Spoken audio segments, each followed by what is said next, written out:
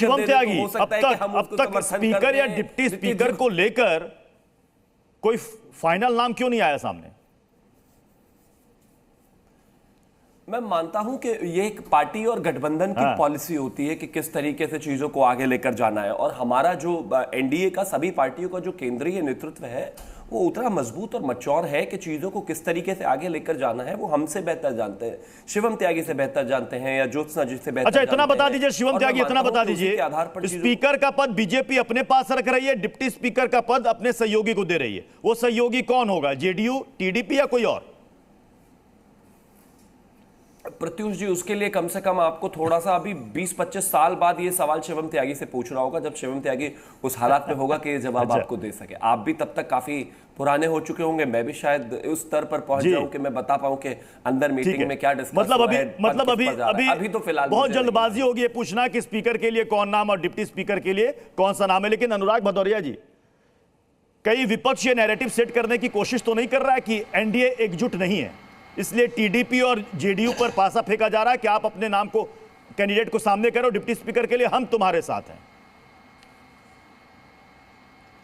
देखिए, भारतीय जनता पार्टी के प्रवक्ता ने आपको जवाब दे दिया। आपने सीधा सवाल पूछा, क्या भारतीय जनता पार्टी स्पीकर पद अपने पास रखेगी या डिप्टी स्पीकर अपने सहयोगी दल को देगी? कह रहे 25 साल इंतजार करो। अभी हम प्रवक्ता हैं लेकिन हमको कुछ बताया नहीं जाता है, हम तो भाई कार्यकर्ता से भी नीचे हैं, हमारे पे कोई खबर ही नहीं होती है, बस भेज दिया जाता है टीवी पे, जाइए बोलिए, हमें कुछ बताया नहीं जाता है कि भैया क्या है नहीं। अब भैया पार्टी का पक्ष रखने आए हो, कह रहे हो 25 साल बाद। ये है भारतीय जनता पार्टी में लोकतंत्र, ये लोकतंत्र है। यहाँ प्रवक्ता को कुछ मालूम नहीं होता है, यहाँ उनके नेताओं को कुछ मालूम नहीं होता है, कुछ चंद 1, 2, 4 लोग हैं जिनसे पार्टी चल रही है। तो कौन है पार्टी जो अब अपने कंट्रोल में चला रही? भैया प्रवक्ता को नहीं मालूम है, प्रवक्ता को नहीं बताया गया, प्रवक्ता टीवी पे बोल रहा है कि नहीं भैया 25 साल इंतजार करो तब बताएंगे स्पीकर कौन बनेगा। 25 साल इंतजार करें क्या? सरकार बने कितने दिन हो गए आपको? 25 साल इंतजार करो तब हम बताएंगे।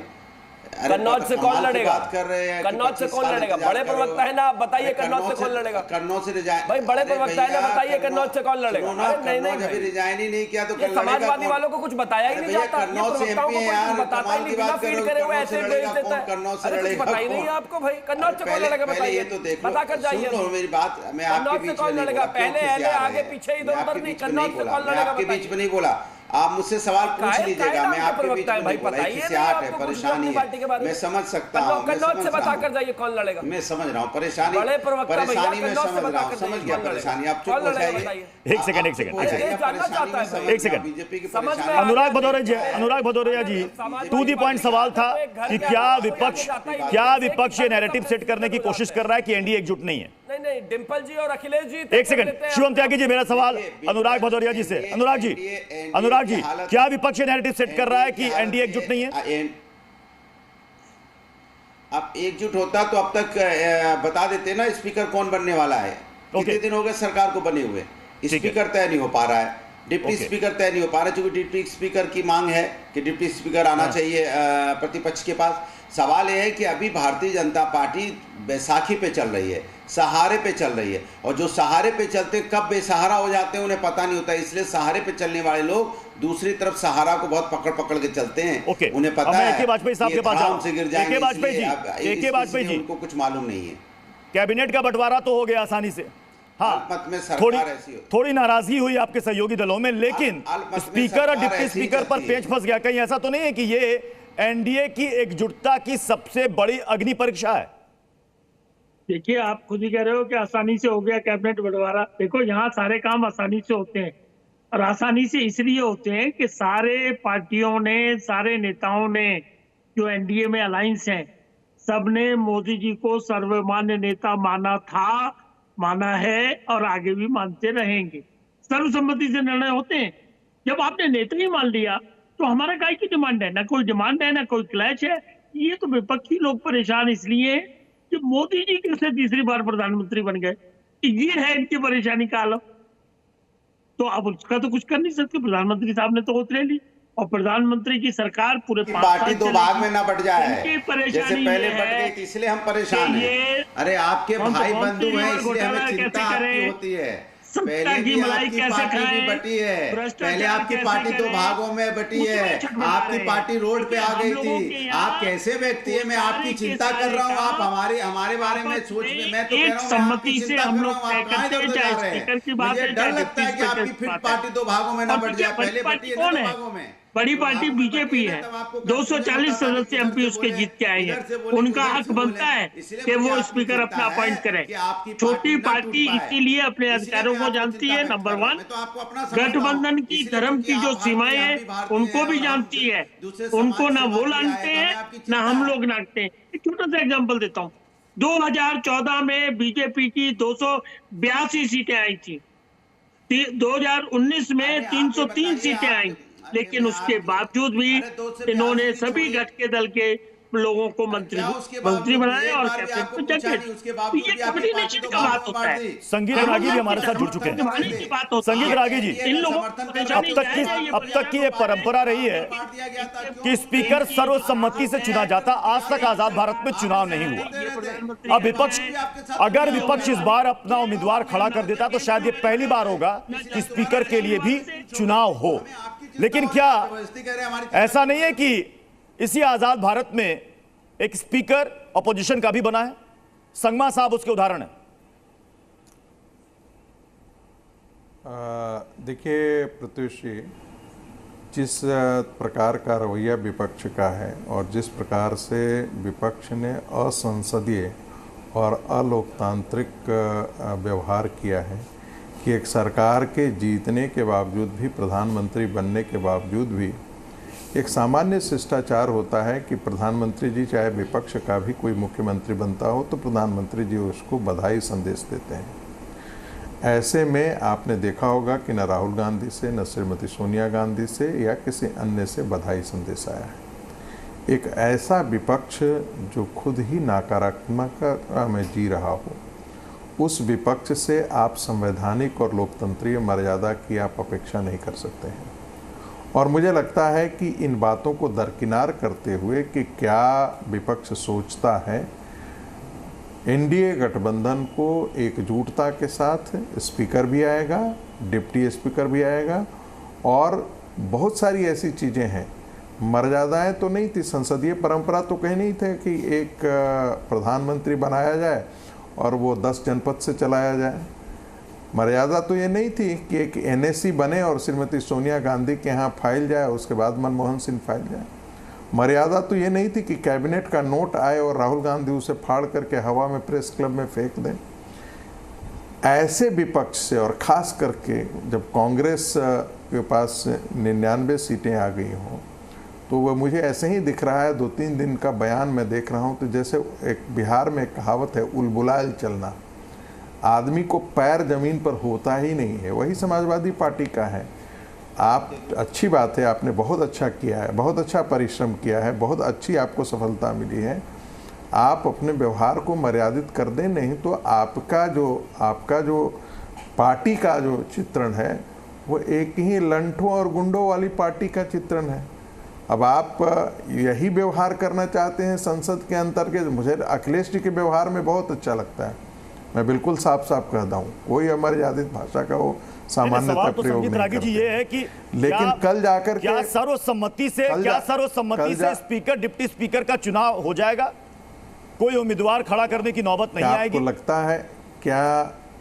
मुझे लगता नहीं है कि ऐसा होगा, क्योंकि जिस प्रकार से कांग्रेस पार्टी, खास करके कांग्रेस पार्टी रवैया अपनाए हुए, मुझे लगता है कि वो संसद न चले इसी बात पर वो कायम है। ओके, संसद न चलाने देना, यही कांग्रेस के आपके पास आ रहा हूं, लेकिन उससे पहले स्पीकर के चुनाव को लेकर कांग्रेस नेता सुप्रिया श्रीनेत ने दावा किया है कि उनका पलड़ा भारी है। सुनिए। 50-50 का नहीं है, मामला हमारे पक्ष में है। वो तो बैसाखी पर चल रहे हैं, वो बैसाखियां बवाल मचा रही हैं। टीडीसीपी से लेकर जेडीयू रोज सरकार को लताड़ रही है, आरएसएस लताड़ रहा है, राजभर जी कह रहे हैं इन्हीं की वजह से चुनाव हार गए। तो मामला इनके पक्ष में नहीं है, 50-50 नहीं है, पलड़ा हमारा भारी है। देखिए कौन कब किधर चला जाए इनको पता ही नहीं है। मेरा अपना मानना है कि हमारे जो चुने हुए सांसद हैं, हमारे सदन की नेता जो हैं सोनिया जी और खरगे जी, इसका जरूर अच्छा एक निष्कर्ष आएंगे, निर्णय लेंगे। अब एनडीए के सहयोगी भी चाहते हैं कि स्पीकर का पद उनकी पार्टी के पास हो। इसके लिए विपक्ष की ओर से भी बयान सामने आया। शिवसेना सांसद संजय राउत ने तो यहां तक कह दिया कि अगर टीडीपी स्पीकर का उम्मीदवार खड़ा करती है तो वो समर्थन करेंगे। लोकसभा स्पीकर की लड़ाई बहुत महत्वपूर्ण लड़ाई है। अब 2019 और 2014 वाली स्थिति संसद में नहीं है। तो ये अगर चंद्रबाबू नायडू जी ने लोकसभा स्पीकर पद मांगा है और उनको अगर मिलता है तो हम उनका स्वागत करेंगे ज़रूर। लेकिन स्थिति बदल गई है। अगर हम चाहें तो हमारा बहुमत हम लोकसभा में दिखा सकते हैं।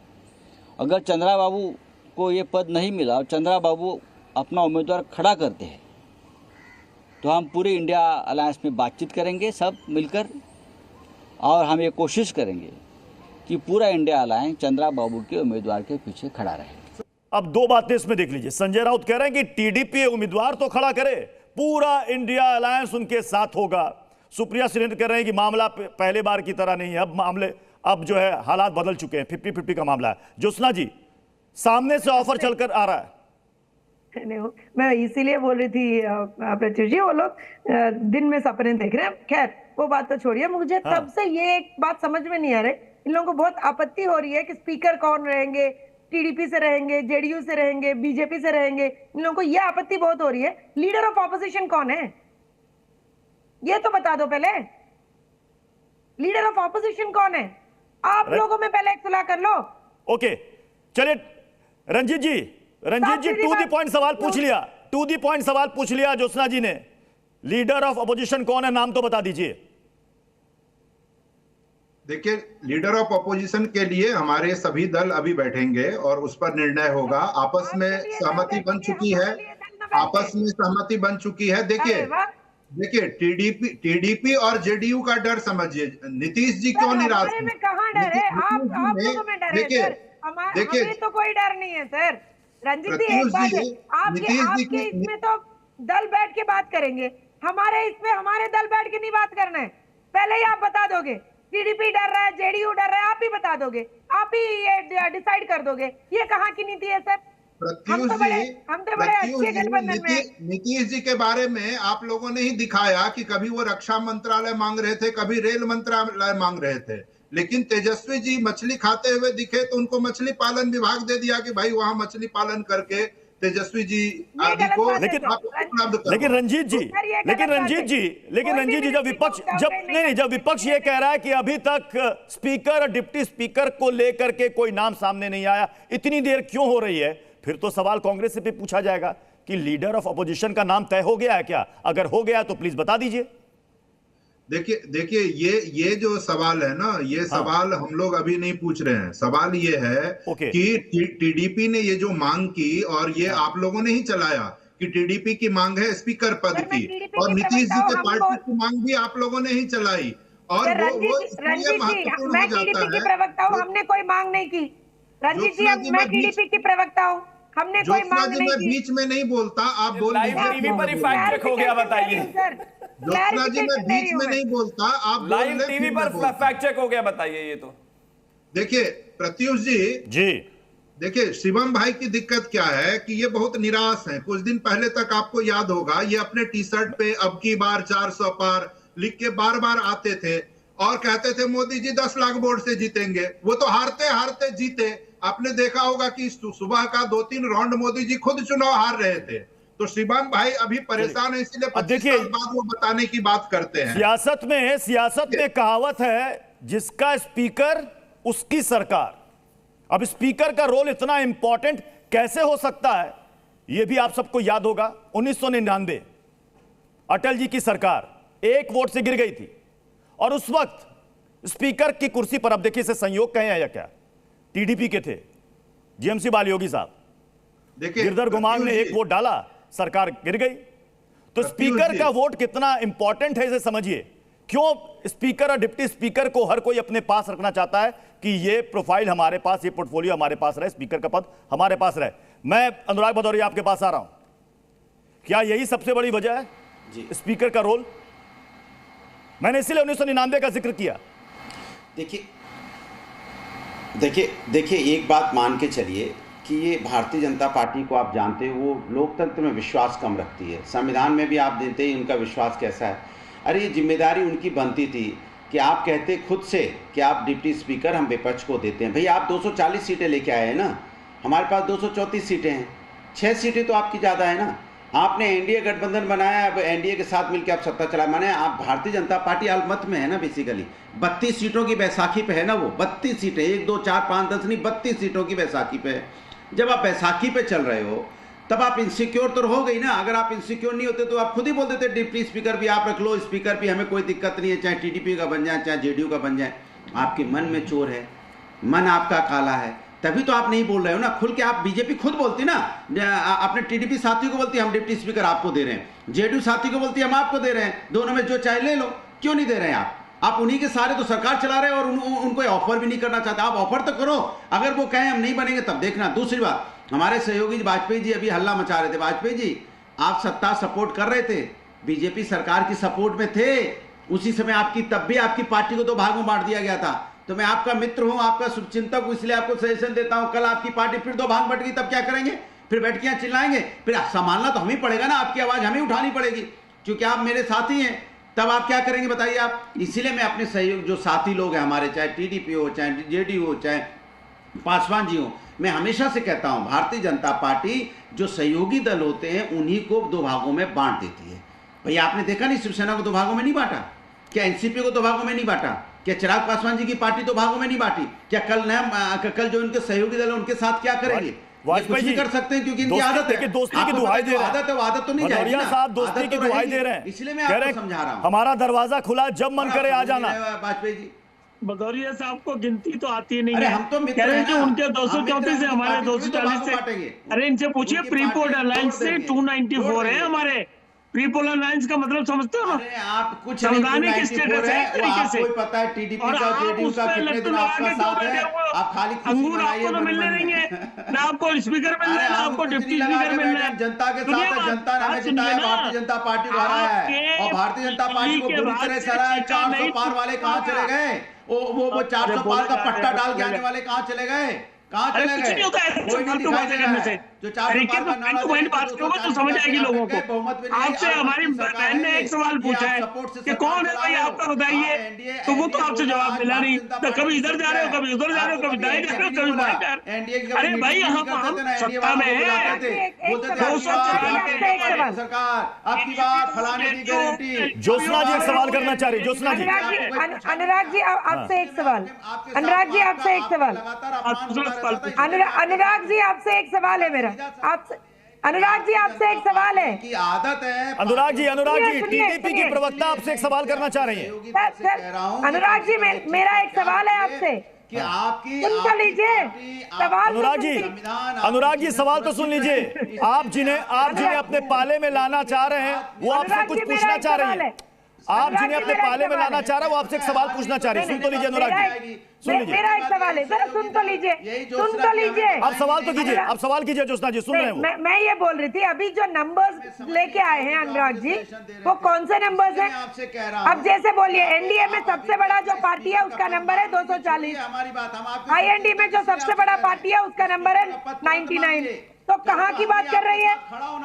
कहाँ की बात कर रहे हैं? बैसाखी कौन है? बैसाखी आप हो, हम नहीं है बैसाखी, आप हो बैसाखी। यहाँ पे बात समझ लो, पहले बात समझ लो अनुराग जी। 240 कहाँ, 99 कहाँ? बात तो समझ लीजिए सर, बात तो समझ लीजिए पहले। आप ही की नंबर बता रही हूँ अनुराग जी, आप ही की नंबर बता रही हूँ, मेरी बात सुन लीजिए।